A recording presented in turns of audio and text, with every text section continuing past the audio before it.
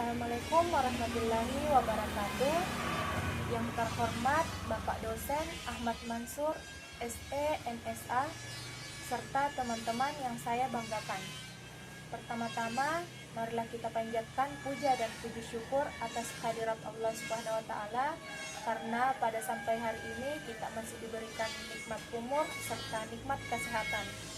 Dan tak lupa pula kita kirimkan salawat serta salam kepada baginda Nabiullah Muhammad Sallallahu Alaihi Wasallam.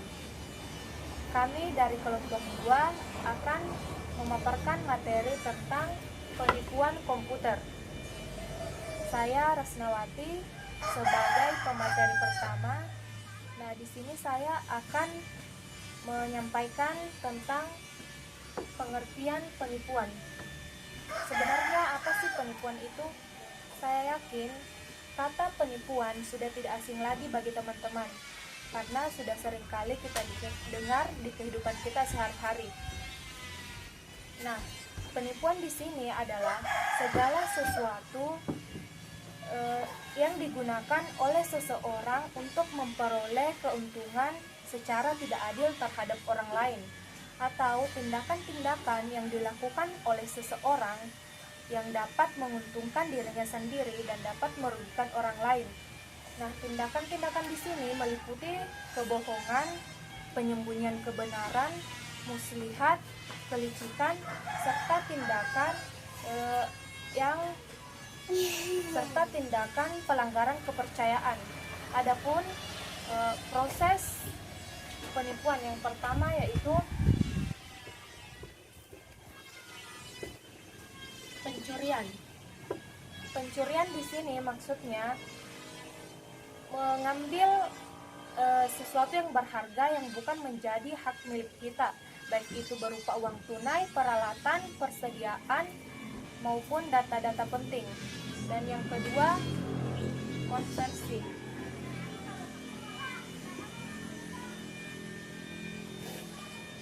Konversi di sini yaitu konversi aset yang dicuri ke dalam uang tunai.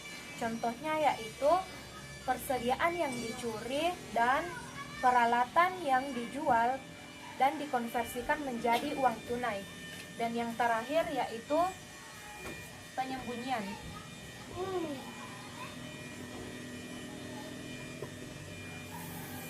Yaitu penyembunyian kejahatan yang telah dilakukan sehingga hal yang dilakukan itu tidak terdeteksi. Demikianlah yang sempat saya sampaikan dan selanjutnya akan dilanjutkan. Ini saya akan melanjutkan materi yang telah dibawakan oleh teman saya. Nah, di sini saya akan membahas sebab-sebab terjadinya penipuan. Nah, sebab-sebab terjadinya penipuan di sini ada 3. Yang pertama adalah tekanan, yang kedua adalah peluang, dan yang ketiga adalah rasionalisasi. Yang pertama itu tekanan. Tekanan adalah dorongan atau motivasi seseorang untuk melakukan suatu kecurangan atau penipuan di dalam suatu perusahaan. Nah, tekanan di sini ada yang dikatakan tekanan keuangan. Nah, kita ambil contoh di dalam suatu perusahaan, seorang karyawan mendapatkan gaji yang tidak diinginkan, gaji yang di bawah standar, maka karyawan tersebut memiliki tekanan atau memiliki motivasi bagaimana caranya dia melakukan penipuan agar gaji yang dia inginkan sesuai yang diharapkan. Ya. Terus yang kedua itu adalah peluang atau kesempatan. Yang dimaksud dengan peluang atau kesempatan di sini adalah kondisi atau situasi yang memungkinkan seseorang untuk melakukan dan menyembunyikan tindakan yang tidak jujur untuk mendapatkan keuntungan pribadinya.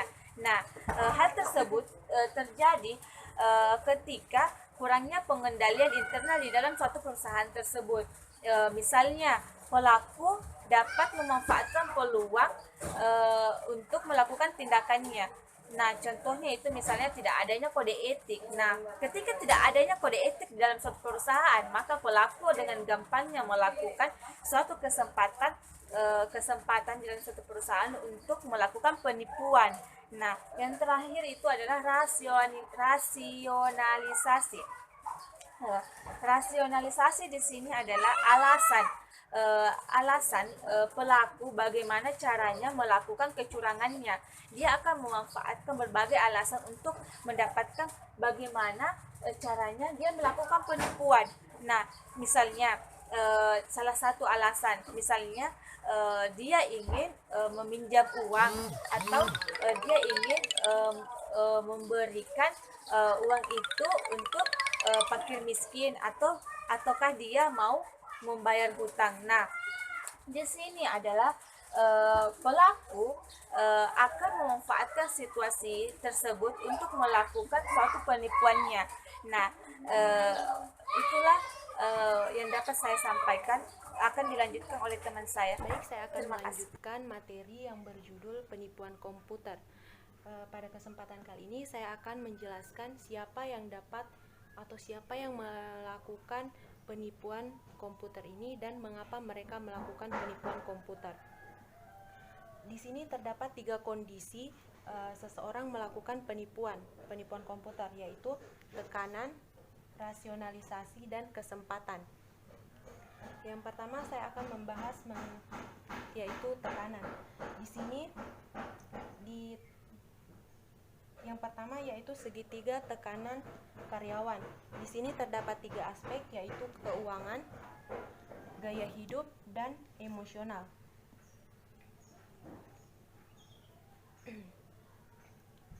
Yang pertama yaitu keuangan.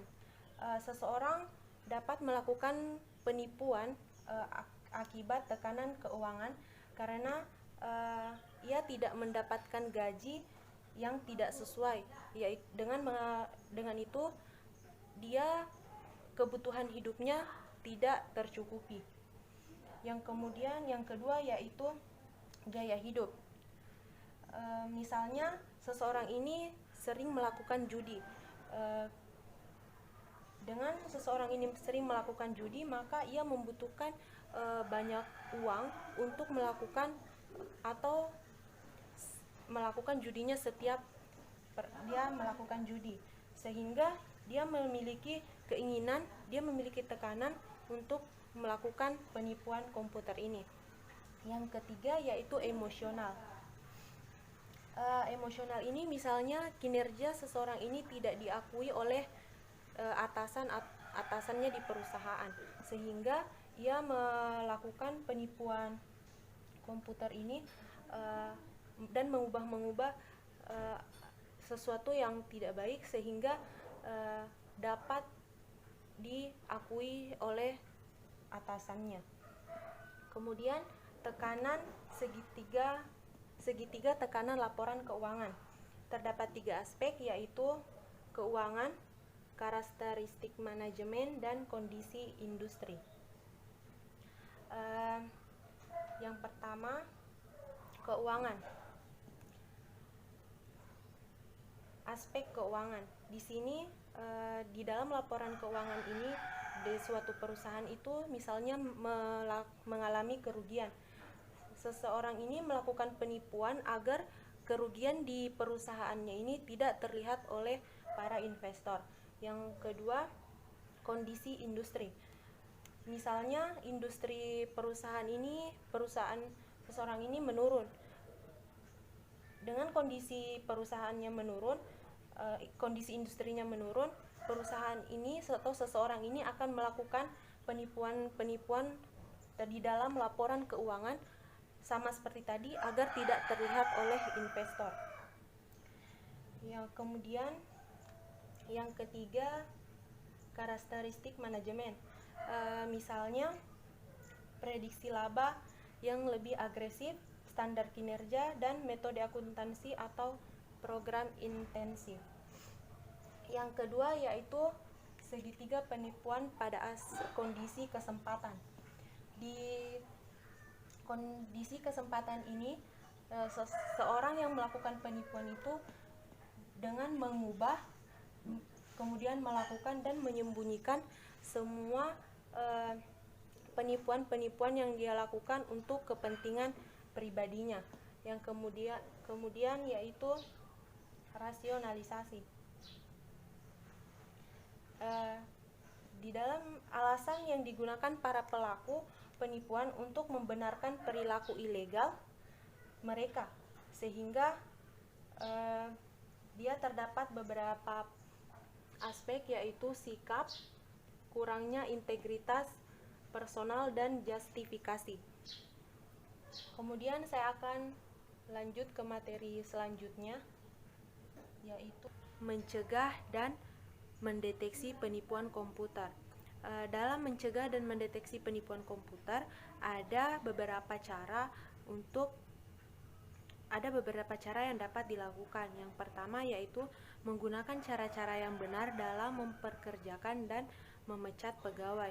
Maksudnya di sini adalah jika dalam suatu perusahaan atasan ingin mempekerjakan dan atau ingin memecat pegawai, itu harus sesuai dengan aturan-aturan yang sudah diberlakukan di dalam perusahaan.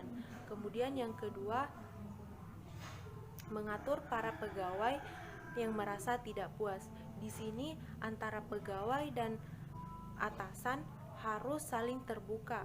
Dengan begitu para atasan akan mengetahui keluhan-keluhan apa yang membuat para pegawainya ini merasa tidak puas dalam perusahaan tersebut. Kemudian yang ketiga, melatih para pegawai mengenai standar keamanan dan pencegahan terhadap penipuan. Pada poin ini sangat membantu untuk mendeteksi dan mencegah penipuan komputer, karena dengan adanya pelatihan terhadap pegawai dapat mengetahui standar keamanan dalam perusahaan agar dapat mencegah terjadinya penipuan komputer. Kemudian meminta menandatangani perjanjian kerahasiaan kerja. Dengan adanya perjanjian ini, antara karyawan dan atasan terjadi perjanjian agar tidak melakukan penipuan-penipuan atau kesalahan-kesalahan yang melibatkan kepentingan pribadi. Kemudian mengembangkan sistem pengendalian internal yang kuat. Dengan suatu perusahaan mengembangkan sistem pengendalian internal yang kuat, itu akan dapat mengecilkan kesempatan para penipuan komputer ini untuk melakukan penipuan-penipuan. Kemudian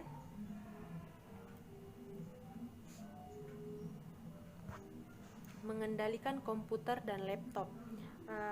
Dengan suatu perusahaan mengendalikan komputer dan laptop ini, para penipuan komputer ini atau seseorang penipu tidak akan memiliki kesempatan untuk melakukan penipuan.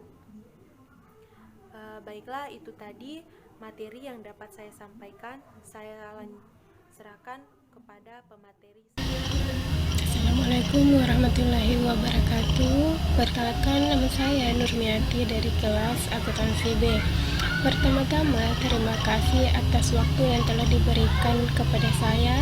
Dan di sini saya akan mencoba membawakan materi yang berjudul mendeteksi dan mencegah komputer. Ukuran bahwa potensial penipuan itu menurun. Ada beberapa faktor yang mempengaruhi, yaitu yang pertama, membuat penipuan lebih jarang terjadi.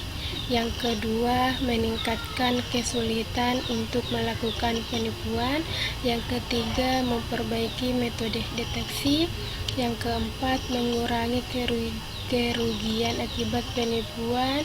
Dan yang terakhir yaitu menuntut dan memenjarakan pelaku penipuan. Objek penyerangan komputer. Komputer memiliki sistem yang mempunyai beberapa bagian. Bagian-bagian dari sistem komputer yang mungkin diserang yaitu: pertama, perangkat keras, yang kedua yaitu perangkat lunak, dan yang terakhir yaitu komunikasi bertempat tinggal di network. Perkenalkan, sini saya akan menjelaskan tentang penipuan komputer. Salah satu cara untuk menggelongkan penipuan komputer adalah dengan menggunakan metode pemrosesan data. Di dalam pemrosesan data terdiri dari input, pemproses, perintah komputer, data, dan output.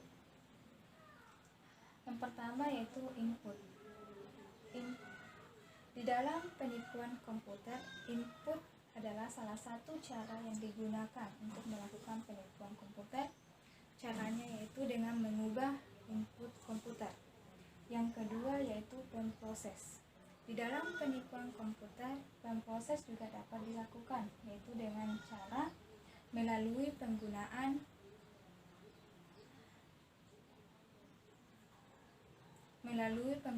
sistem tanpa diotorisasi. Yang ketiga yaitu perintah komputer. Di dalam penipuan komputer, perintah komputer juga dapat dilakukan, yaitu dengan cara merusak software yang memproses data perusahaan, membuat foto ilegal, dan menyalahgunakan data perusahaan. Dan yang keempat yaitu data. Di dalam penipuan komputer, data juga dapat dilakukan, yaitu dengan cara mengubah atau merusak file data perusahaan, menggunakan data perusahaan, dan menyalin data perusahaan. Dan yang keempat yaitu output. Dan yang kelima itu output. Di dalam penipuan komputer, output juga dapat dilakukan, yaitu dengan cara menyalahgunakan sistem output. Sistem output biasanya juga ditampilkan di layar dan dicetak di kertas. Itulah tadi pemaparan dari saya. Lebih dan kurangnya mohon dimaafkan. Wabillahi taufik wal hidayah. Wassalamualaikum warahmatullahi wabarakatuh. Terima kasih kesempatan ini. Materi selanjutnya objek penyerang dalam komputer. Berikut bagian dari komputer yang mungkin diserang. Yang pertama, perangkat keras. Perangkat keras adalah bagian komputer yang dapat dilihat dan disentuh oleh manusia. Contohnya dari perangkat keras ini yaitu printer, scan, terminal komputer, dan lain-lain. Yang kedua dari bagian komputer yang mungkin diserang yaitu perangkat lunak. Perangkat lunak terbagi menjadi dua untuk bisa mendapatkan program aplikasi yang dibutuhkan, yaitu dengan mengembangkan program, contoh Microsoft Word dan Excel. Yang ketiga yaitu data dapat dipersamakan. Data dapat dipersamakan yaitu catatan atas kumpulan fakta, dan data merupakan bentuk jamak dari datum. Kemudian yang keempat dari komputer yang mungkin diserang yaitu komunikasi bertempat di network. Merupakan bentuk jaringan dari sistem komunikasi data yang dapat melibatkan sebuah atau lebih sistem komputer yang dihubungkan dengan jalur transmisi. Demikian materi yang kami sampaikan dari penipuan komputer ini. Saya ucapkan terima kasih.